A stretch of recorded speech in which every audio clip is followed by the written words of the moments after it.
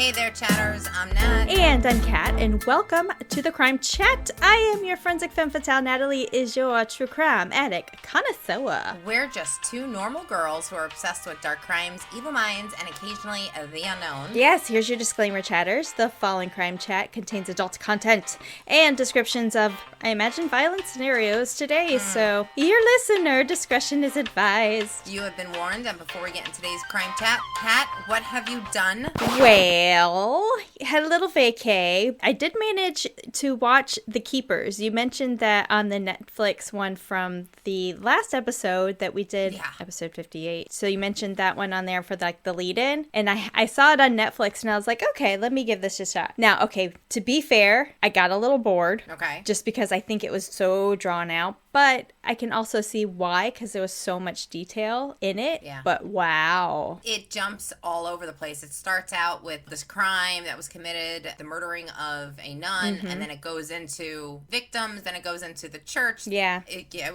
was pretty scary. Yeah. Well, and then my husband kind of picked up and started watching it a little bit with me. Once the women, who were in like their 60s or something now, right? Yeah. Were talking, and he's like, oh, he raped women? And I was like, well, there was some boys in there too, so Yeah. That priest is probably rotting in hell somewhere. Of course. Yeah. So in the middle of bringing all of this up and taking him to civil court because they were doing lawsuits for the civil court because statute limitations, the judge determined that the recalled memory time frame, so if they recalled a crime happening within a year, even though it might have happened 20 years prior, but they only remembered it in the last year, they went to court originally to see if the statute of limitations could be waived based on recalled memory.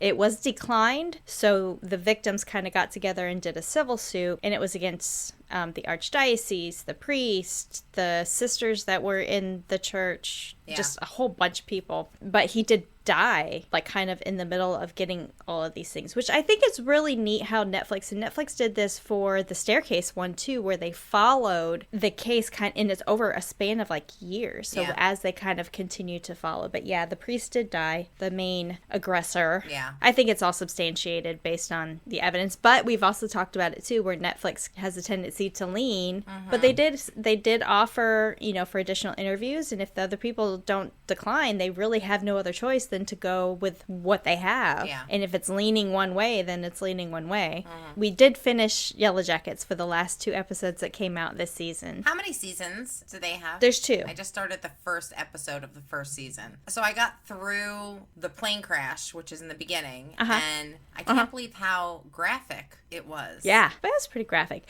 Well, they jump back and forth kind of throughout, present day to the post effects of the plane crash. So you got to keep watching. You got to keep watching. It's so good. I'm looking forward to it. So good. Last night we started to watch, I think I told you about Slasher, right? No. No? Okay. We're subscribed to AMC Plus because of The Walking Dead, of course. On there, you also get the Shudder channel. Okay. And on Shudder, there's a TV series that's called Slasher. They have 2 seasons, I guess you could say, out now. The first one was called Ripper, and it's like based on Jack the Ripper type of thing. And it's about 8 or 9 episodes, something like that. And that was really good. We watched that right before we left. Last night we just started the second one. It might have been the first one. I'm not sure. I just know that there's 2. This one is called Flesh and Blood. Okay. So it's like, of course, if you hear the TV show Slasher, there's going to be murder. Murder.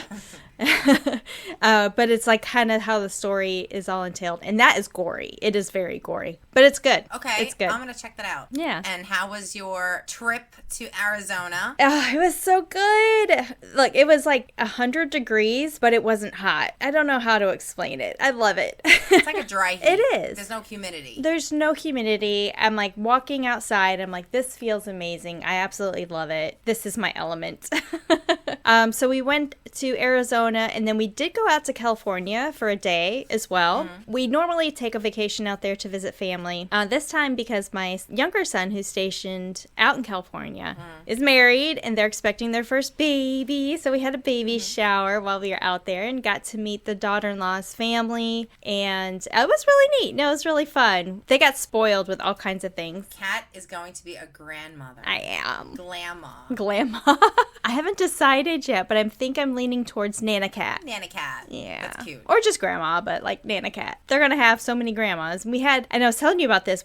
So once the baby is born, she is due August 1st. Mm-hmm. Once the baby is born, we're going to have 5 generations on both my son's side and his wife's side. Wow. Yeah. That's really cool. It is very cool. So we did go out and spend a night with them. Right. And he's stationed out at Camp Pendleton in San Diego, California. My first time ever going out there. I've never been to California before. Have you ever been to California? No. So the picture behind me, if you're watching on the video, this is a highway. Right. You took that picture. I didn't take this picture because I actually was really horrible this time in taking pictures. Okay. But I snatched it off the internet. But this is the picture of the highway. It's I-8 going from Arizona into California. That's crazy looking. A lot of times driving through mountains are like very windy and like crazy elevation. And it was, I don't know, it felt like it was a matter of minutes. We went from below sea level to 4,000 feet. Wow. Steep, like, shoo.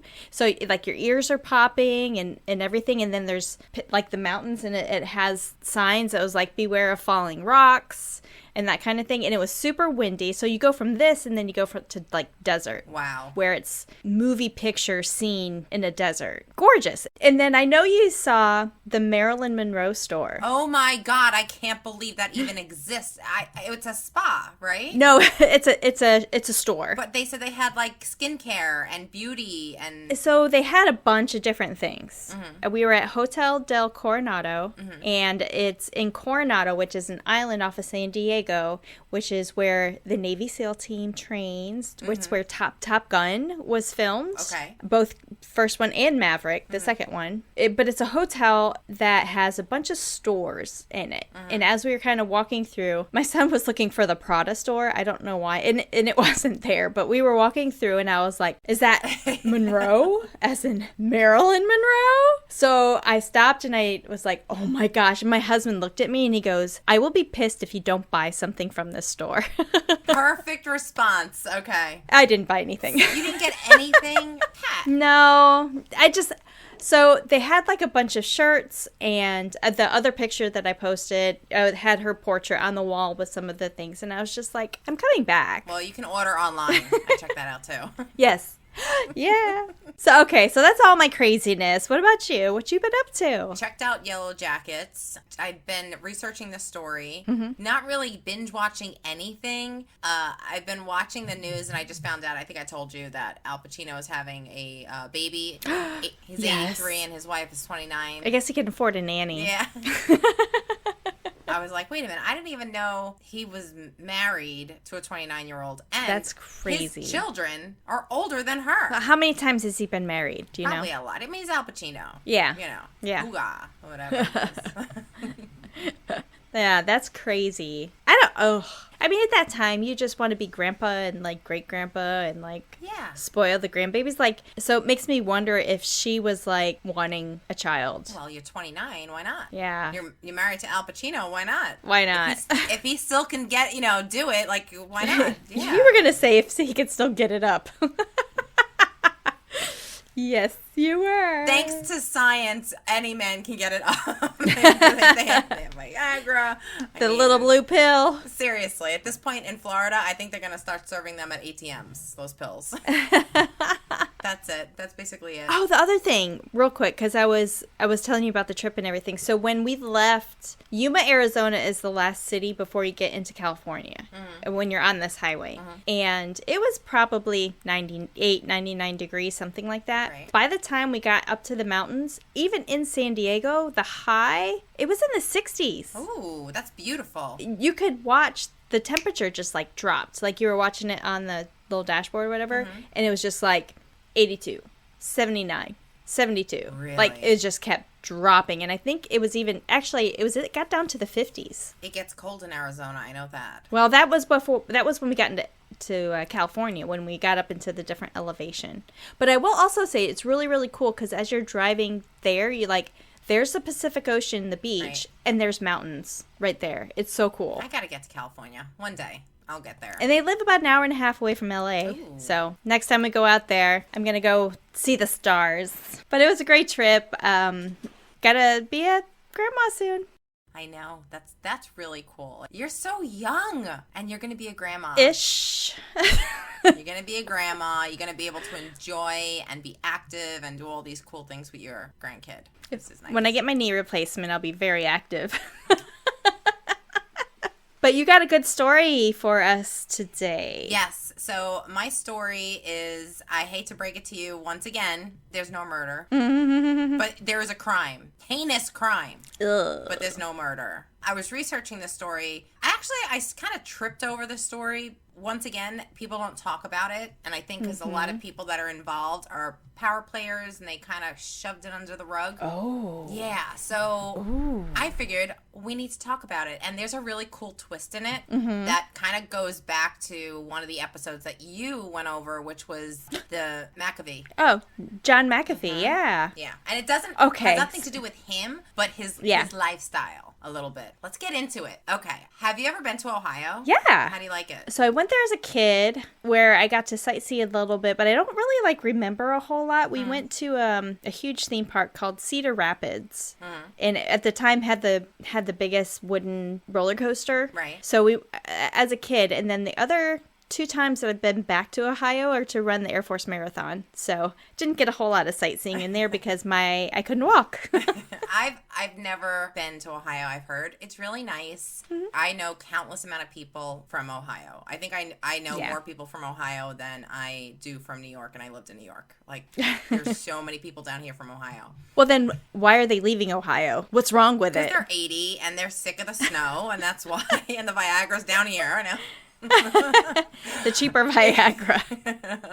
Ohio is a state located in the Midwestern region of the United States. Ohio is bordered by Lake Erie, Pennsylvania, West Virginia, Kentucky, Indiana, and Michigan. Did you know that? That's a lot of neighbors. It's got a lot of borders. Yeah. The state has rolling plains, hills, and the Appalachian Plateau. Have you been there? Is that what you were talking about? So I was talking about the Appalachian Mountains that are kind of in that range, because driving through there and then driving through the Blue Ridge Mountains in the Carolinas, there's just a lot of that same, the speed limit goes down to about 45 because some of the turns are so scaled, and especially if you're driving a tractor trailer, you take a turn too fast, flop right over. So there was one turn that we were taking. I drove 2, my husband drove back. And when we were driving on the way there, there was one turn that I took that my husband's like, grab the old shit handle. Oh shit. It was, and I was like, let me slow down just a little bit. But I was trying to keep up with my daughter-in-law. She was driving. I was trying to keep up with her. Okay. I can't wait to see Ohio. I'm going to visit there, I think, in October. Yeah. That'd be a perfect time. Yeah, there's a lot of haunted houses in Ohio. So I've heard. Oh. So it's right up my alley. That sounds perfect. Yeah. So the capital city is the largest city, and that's Columbus. Columbus is a major center for business, government, education, and culture. Ohio has a diverse economy with major industries including manufacturing, healthcare, finance, education, and agriculture. The state is home to numerous Fortune 500 companies, which has a strong manufacturing base, particularly in the automotive, aerospace, and steel sectors. It's where the Wright brothers flew for the first time. That's right. I didn't even think about the Wright brothers. Oh, yeah. Okay. Ohio is known for its excellent higher education institutions. The state is home to prestigious universities, including Ohio State University, Case Western Reserve University, the University of Cincinnati, and many others. Have you ever seen any of those? Oh, the Buckeyes? Oh, yeah. The Buckeye. Oh. The OSU, yes. Oh, my God. Ohio State University. The Buckeyes. They've got their band is actually one of the best collegiate bands.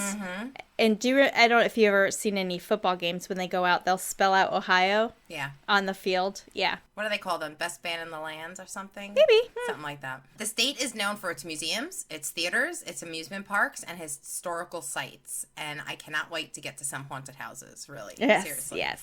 Yay. Ohio has played a significant role in U.S. presidential elections. It is often considered a key battleground state in many elections. Several U.S. presidents, including Ulysses S. Grant, Rutherford B. Hayes, James Garfield, and William Howard Taft, came from Ohio.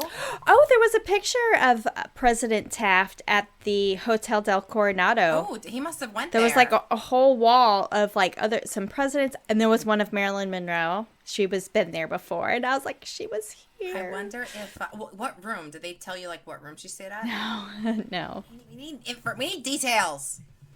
We need more. But the hotel, it was built in 1888. It's been there since 1888. I saw a picture of it when I went to go see about that place.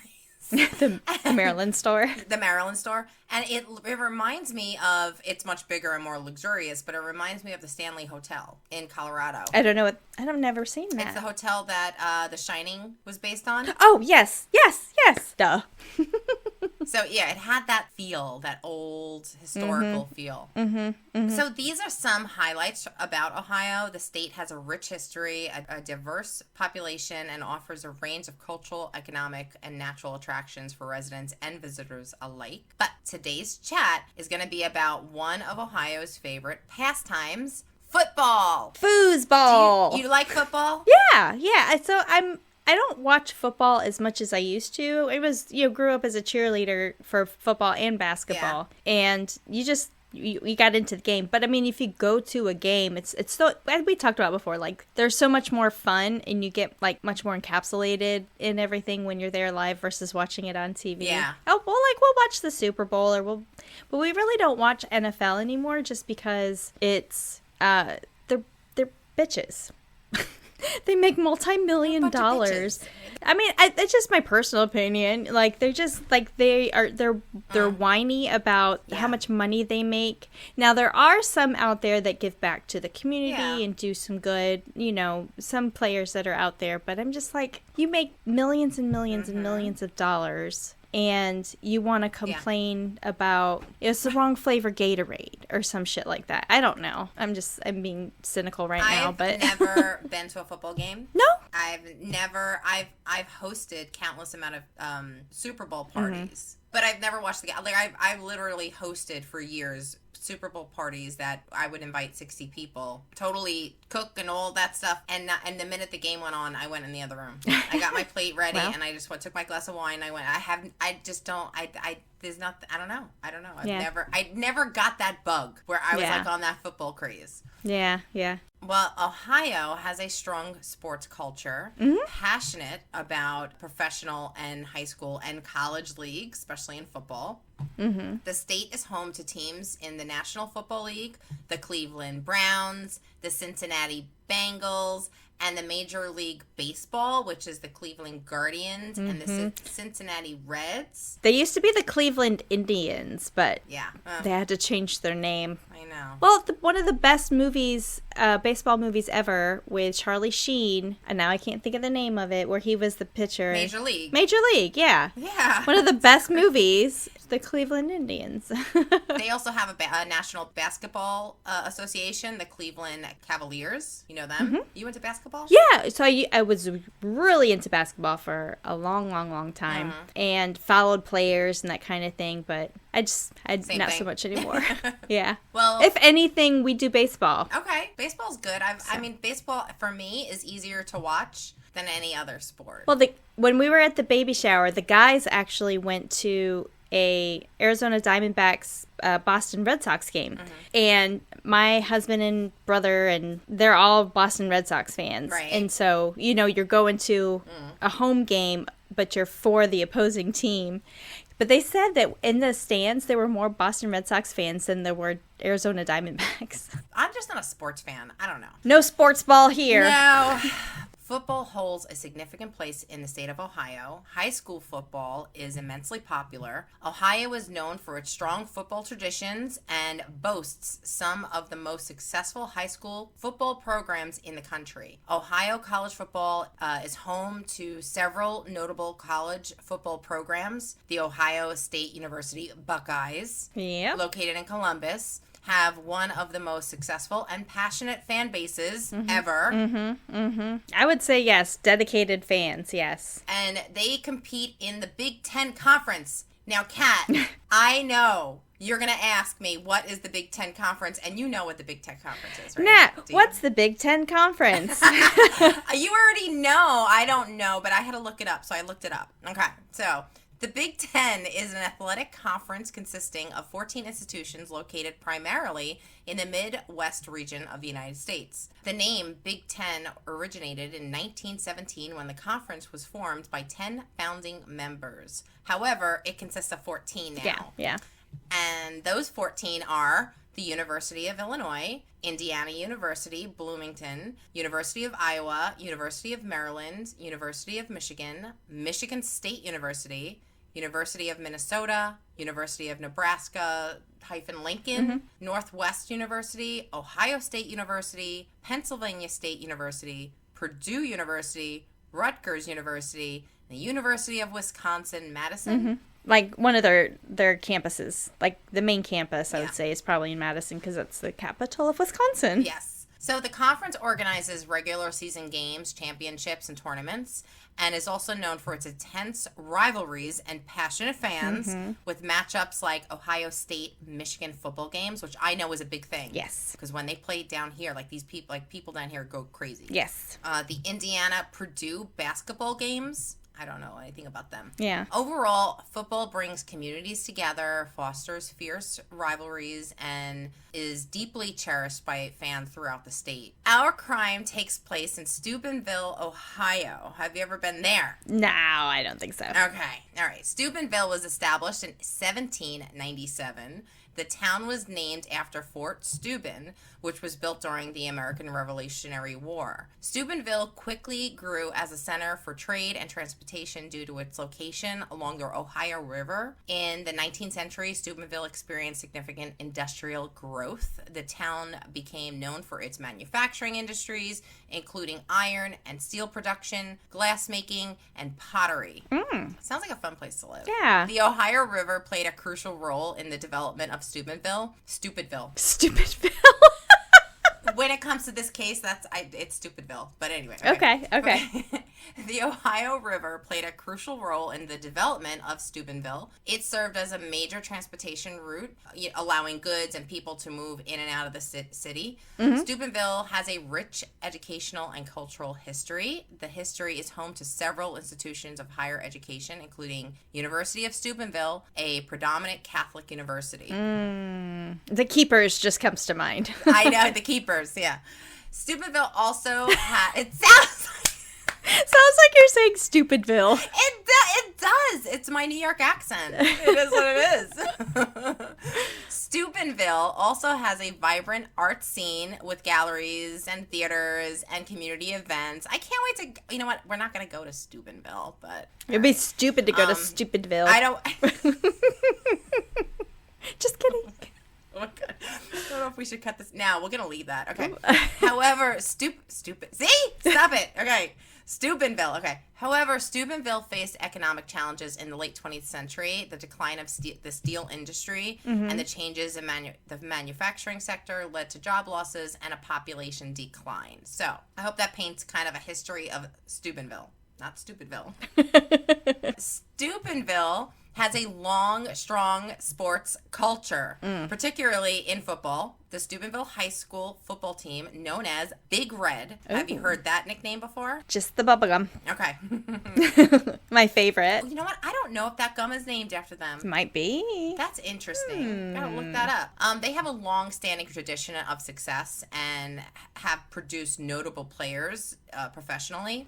The Steubenville community, like any other community, is composed of diverse individuals with various backgrounds, beliefs, and values. The case we're going to go over brought both positive and negative attention to the community, and the opinions were divided on how the community responded to the incident. Many critics argued that aspects of the Steubenville community, particularly its football culture, may have contributed to an environment where the actions of some individuals involved were either condoned, ignored, or covered up. There were concerns about the potential culture of entitlement, loyalty, and the protection of predominant athletes. I think that goes for every sport. Yeah. Get that attitude. Big in Texas. They feel like gods. Yeah. Yeah. You know? However, before we get into it, it is important to remember that not all members of the community supported the actions of those implicated in this case. Many individuals in Steubenville condemned what happened and helped sort out justice for the victim. So, let's get into the case. The Steubenville High School football team, often referred to as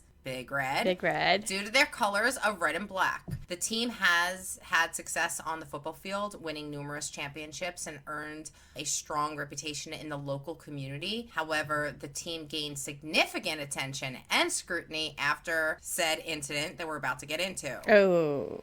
Ooh. Before we get into it, I need to say a disclaimer. We will not be identifying the victim by name in this chat. Protecting the privacy of victims is critical, and their identities are generally withheld from the public disclosure to ensure their well-being and respecting their rights. It's important to approach discussions about sensitive cases with empathy and to focus on the issues such as the impact of the sexual assault, the legal process, and promoting a safe and supportive environment for survivors. So, what we can say is that she attended this party. Okay. The incident unfolded during a party on the night of August 11th, 2012. The victim attended a party along with some friends and participated in the end of summer party marking the new football season. So they would, right before the football season would start, every year they would have this party to kind of mark the beginning of a new season. Right. And it was a strong tradition in the local community for this high school football team. The party was organized by members of the Steubenville High School football team and other individuals. The party usually was hosted at specific locations or multiple locations. Like, you know, they would start the party at 5 and they would end up at somebody else's house at 7. Like, it was like trick-or-treating with beer. It was just like, let's come celebrate. Due to the sensitivity of the case, specific details about the party, including its locations and attendees,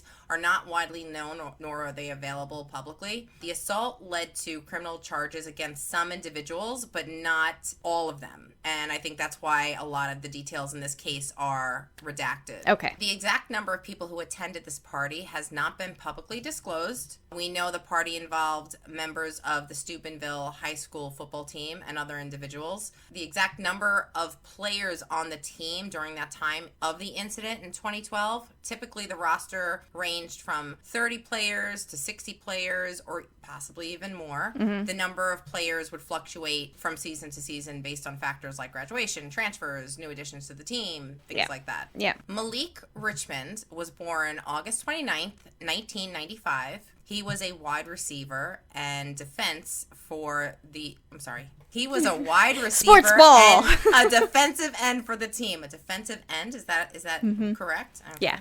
Trent Mays was born June 10th, 1995. He was the quarterback for the team. Both boys were 16 years old and sophomores in high school, and they both attended the party. Yes, alcohol was present. It is not known how many students were drinking underage, but we do know that the victim did consume alcohol. During the party, Trent and Malik sexually assaulted the victim. The assault was documented through photographs, videos, social media posts, and by several witnesses in the party. The young men chronicled their actions on social media sites such as Facebook, Twitter, and shared it to other students as well as to the public community. In their posts, they used words as drunk girl rape. Oh my gosh. One football player tweeted, "Song of the night is definitely Rape Me by Nirvana."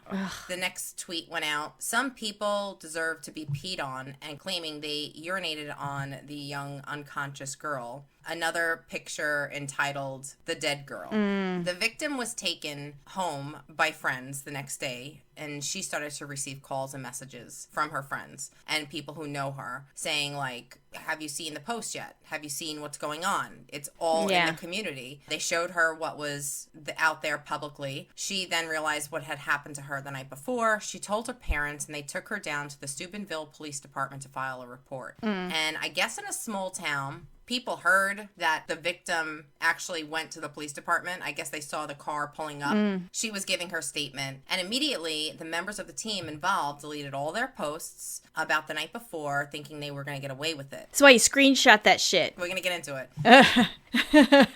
However, a local blogger named Alexandria Goddard noticed the post right away and made copies, screenshots of everything, and then publicized them on her website, prettyfield.com. Ugh. She was on the case really early on. She's from Steubenville, Ohio, and like most locals, she follows the football team and on all their platforms and all the new players and stuff like that. She actually traced the tweets from the football players and the athletes. She did a lot of work, like a lot of detective work. The local community also followed her as well because she was blogging about like the high school football and all this stuff. Right. A lot of the neighborhood just followed her for like, that was like their kind of their news update on what's going on. Right, So when they opened up their blog and saw what the hell she was posting, oh my gosh. the local community noticed that, holy crap. And they started leaving comments. A lot of people were weighing in, and they were either saying, yes, this is a football crazy town and something needs to be done about it. Or they were actually blaming the victim for what happened, and this divided the town in half. Sure. The amount of people that said this is terrible, an equal amount of people was saying, well, she was in a weird place, that whole thing. Yeah, victim blaming. Yeah. She shouldn't have been drinking. She shouldn't have been wearing what she was wearing. Right. Many Steubenville locals criticized Goddard's for posting all this information, saying that this brought negative public attention to their beloved football team. Like this was their great. Ugh. The head football coach, knowing full well what happened, refused to bench his players and advised them to delete any incriminating messages. The police launched an investigation right away. However, there are allegations that the initial response by law enforcement was inadequate and that the evidence might have been mishandled or overlooked. Some individuals, including Goddard, believes that the involvement of predominant members of the Steubenville High School football team may have influenced the police's search, and you'll see why. Okay. No one was arrested at this time, and Goddard was sued for defamation. Oh, jeez. But the charges against her would be dropped after what comes next in the story. Yeah. The public outcry and scrutiny increased the pressure of law enforcement to take action. The case gained national media attention, leading to the Ohio Attorney General's office eventually becoming involved in the case and providing additional resources, which they should anyway. Yeah. Yeah. In the weeks following the assault, Trent Mays and Malik Richmond, both members of the Steubenville High School football team, were arrested and charged in connection with the assault. Their arrests mark a significant turning point in this case. The case, like I said, gained a lot of attention nationally, and then certain evidence was being revealed, certain photographs of them carrying her limp body from party to party. There was also a very damning video. It shows an 18-year-old laughing about how unconscious the alleged rape victim was during the incident, referring to her as the dead girl. So this, knowing that they're all underage, this is also child pornography. Bingo. Yeah, that too. So this is a federal crime by many. The content of the video suggests that the assault was known to many attendees. There were people all around this video, walking around. And it showed members of the high school football team allegedly in the middle of the crime, possibly urinating also. Well, they admitted to urinating on her unconscious body over the course of the evening as well. Oh, gosh. It was terrible. Some people were horrified. The public outcry grew, and an online activist group called Anonymous got involved. Have you ever heard of Anonymous? I have, yeah. Yeah. So Anonymous is an organized collective international network of activists and hacktivists, which you went over during your McAfee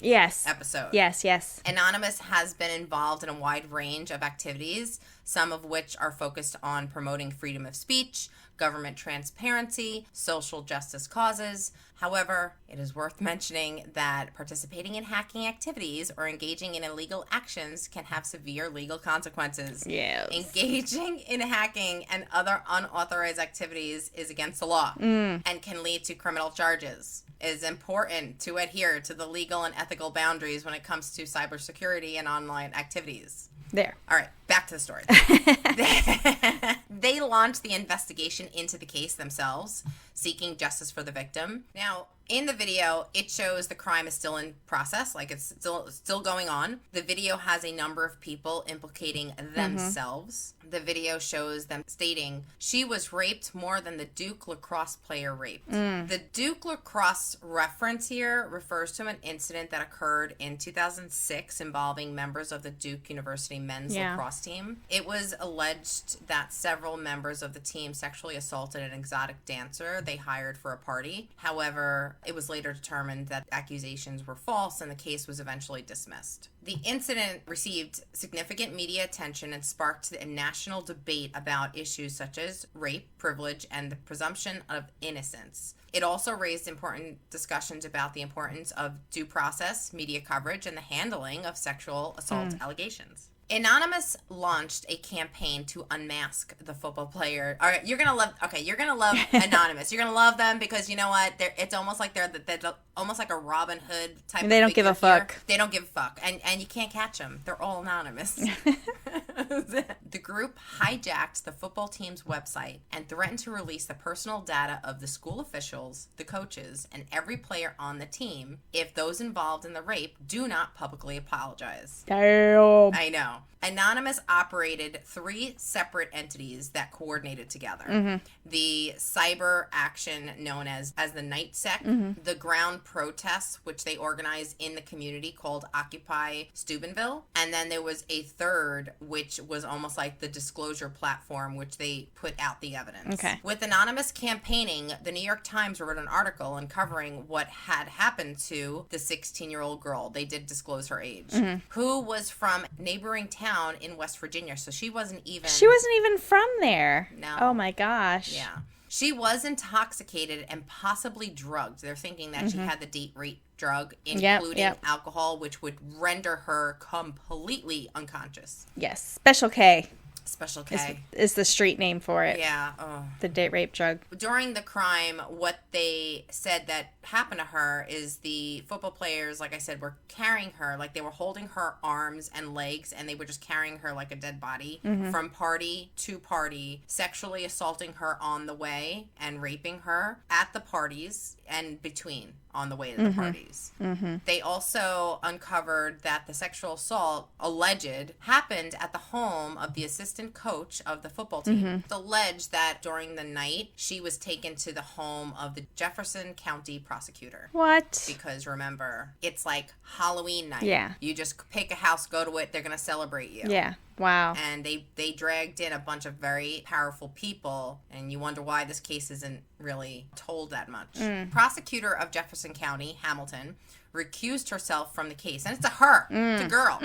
Presumably because her son's connection to the team. So the team was there. Yeah. Yeah. And the local judge who also recused himself, stating that his granddaughter had been in a relationship with the accused.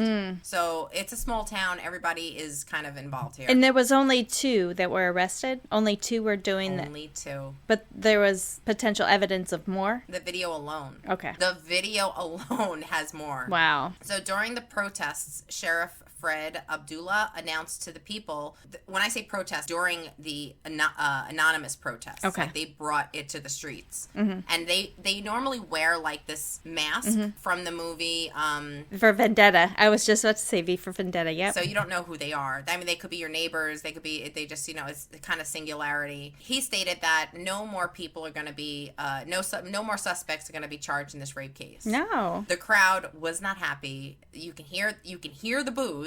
And he kept on defending his department's commitment to prosecuting sexual offenders. But in the video, you want to smack him in the face because he has that arrogant asshole. Yeah. Yeah. In March 2013, Trent Mays and Malik Richmond stood trial as juveniles for their involvement in the rape. The trial drew significant media attention and lasted several days. During the trial, various witnesses, including those who were present at the party, testified about the events that occurred that night. Ultimately, Mays and Richmond were found guilty. Mays was convicted of rape and distributing nude images of a minor, while Richmond was just convicted of rape. Their sentence was to serve time at the juvenile detention facility. Mays received 2 years. What? And Richmond was sentenced to just 1 year. What? Yeah. once again, powerful people. This is why people are so upset about this.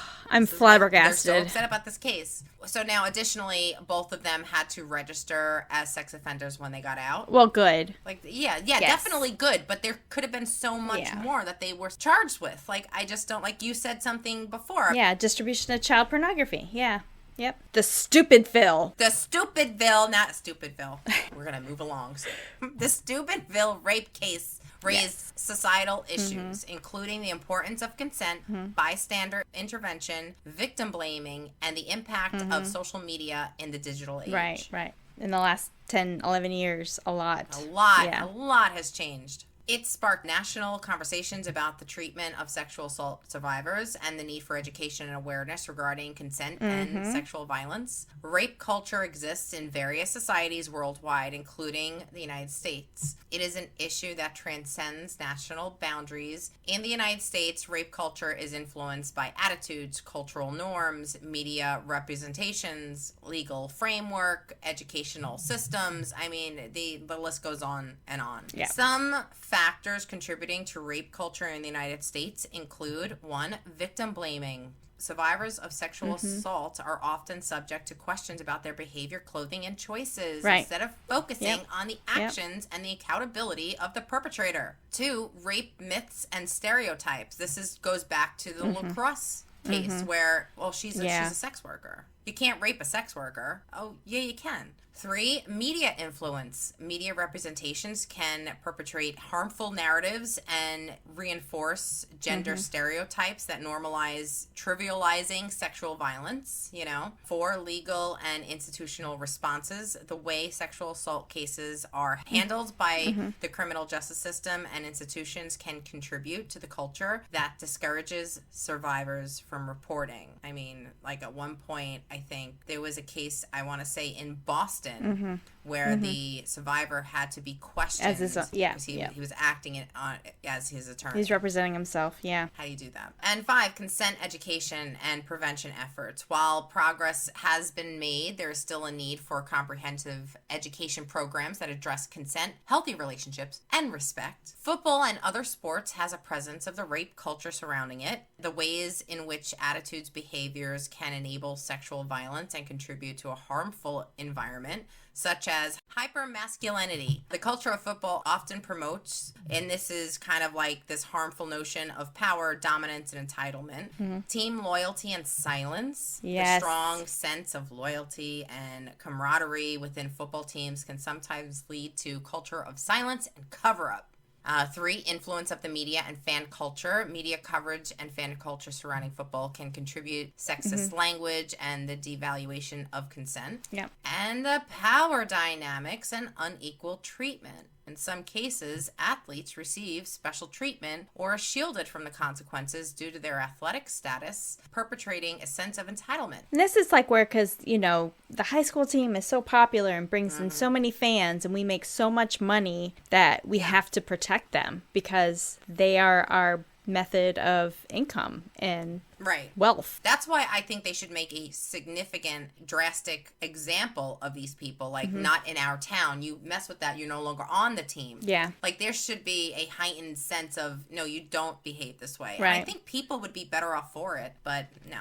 Addressing rape culture in the United States requires a collective action, including promoting consent, education, supporting survivors, challenging harmful beliefs and attitude, holding perpetrators accountable, and advocating for policy and legal reforms. It also involves fostering a culture of respect, equality, and empathy, where sexual violence is not tolerated and survivors are believed and supported. It's important to note that no one is ever responsible for preventing their own assault. The responsibility for preventing rape lies solely on the potential perpetrator, meaning that just because you showed up to the party wearing a short skirt doesn't mean you're asking for it. No, if you're thinking about rape, there's something wrong with you. Right. Yeah.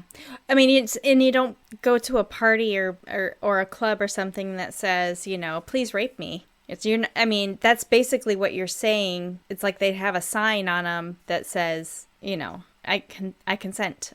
But there's so many people out there that still have that belief that, well, she was, she was behaving. She put herself there. She did the store herself. And no, there is never a good time.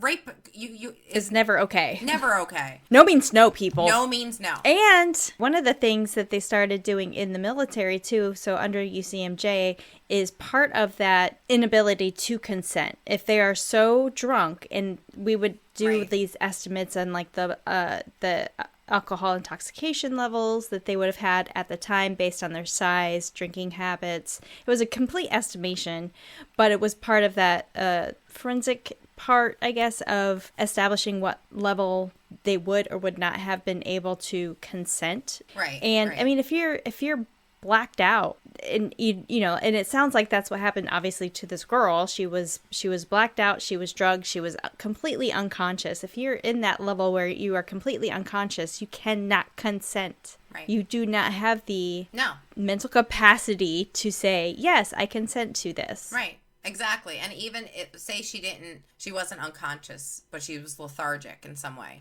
Still not okay. Still not okay. There's just nothing okay. And this goes for both ways, men and women. Yes. Here are some steps that you can take to enhance your personal safety. 1, trust your instincts. Listen to your gut feelings and intuition. If a situation or a person feels uncomfortable or unsafe, remove yourself from that environment. Yep, that's why we have, what are they called? The wingman. You have somebody with you. Right. And even if your friend says, oh no, this is okay, this is okay, he's fine, he's going to take me home, or whatever, and you're that wingman, nope, do not allow it. Nope. No. 2, be aware of your surroundings. Stay alert, especially in unfamiliar or isolated areas. Never leave your drink. Nope. 3, travel in groups. And they say well-lit areas, but, if possible, if you're traveling around or whatever, be with trusted friends. Yeah. And also share your plans with somebody that you trust. Like, if you're going somewhere, text somebody, I'm going to be here, or a family member, so that, if you're going out alone, at least somebody knows where you're at. Right. Be mindful of your alcohol consumption, okay? And avoid accepting drinks from strangers or leaving, like Kat said, do not leave your drink unattended. Yes. Alcohol, although it's fun, all this, but they were underage drinking, which is not allowed. But as adults, alcohol is fun and all that, but it does impair your judgment, and it can make you more vulnerable. 6, learn self-defense. Go take some kick-ass classes. I train you. Yeah. Go learn how to punch. Go learn how to kick. Seriously. 7, report suspicious activity. If you witness or suspect any suspicious, dangerous activity, notify law enforcement immediately. So, thank God her friends told her what was going on. Yeah. So she could within 24 hours, take the next steps to go to the police, although they had their own issues going on. Yeah. But remember, these precautions can help minimize the risk, but they do not guarantee your safety. Right. It is important to foster a society where consent and respect are valued and where the focus is on preventing perpetrators' actions rather than placing the burden on the potential victims. Yeah. So stay safe, everyone. And yeah, that's my story about Steubenville. It is Stupidville. Yeah, right? I'm sorry, oh my Ohio. Gosh. Yeah, sorry. Not a good look for you. Yeah. I think one of the biggest things, it is a cultural issue. It is a societal issue where you have to change the whole mentality. And as long as there's people who still believe that she was asking for it or he was asking for it, then that's good. That's the biggest challenge. Yeah. You're not going to change people's minds overnight on how they look at a certain situation or scenario. Right. And what's really disappointing here is that the adults in the room were so afraid of their own ass because bottom line is that coach, he works at the school. He knew what was going on and he protected his players from any, you know what? No, that's not why you're there. That's not why you're there. Well, I mean, even then, my God, they knew that they were all underage drinking and I get it. It happens, high school parties, underage drinking, right? But when you are hosting that, you then become liable and responsible for what happens. Right. And if that party, that trick-or-treat time, it was your time for your house and you're hosting them, you are then responsible for all of those underage students, children, that in their behaviors. Yeah. And I say, hell no, not my house. Nope. Nope. I hope the victim is finding a sense of peace and has. I know that you really can't move on from this, but you can heal. But, you know, she'll never forget that. No, God, no. That's trauma for life. Trauma for life. Well, thank you for doing that story. It is important. It is important to talk about it, because if we don't talk about it, then you have an assumed understanding that people also have the same mentality as you do, and they just don't. Right. No. And I think sometimes these cases are hard, just as hard as a murder case, because the red flags are everywhere, and the decisions that people make in them are just so disgusting and just so vile. It's unfortunate that more people didn't get arrested. I want to thank Anonymous for doing what they can. Pushing the issue. That's amazing. And there's a video of them doing this. Like, they have it on their channel. And I watched it a couple of times. And I'm like, you know what? Anonymous, I think they said, is made up of like 9,000 cyber, like, hackers or activists.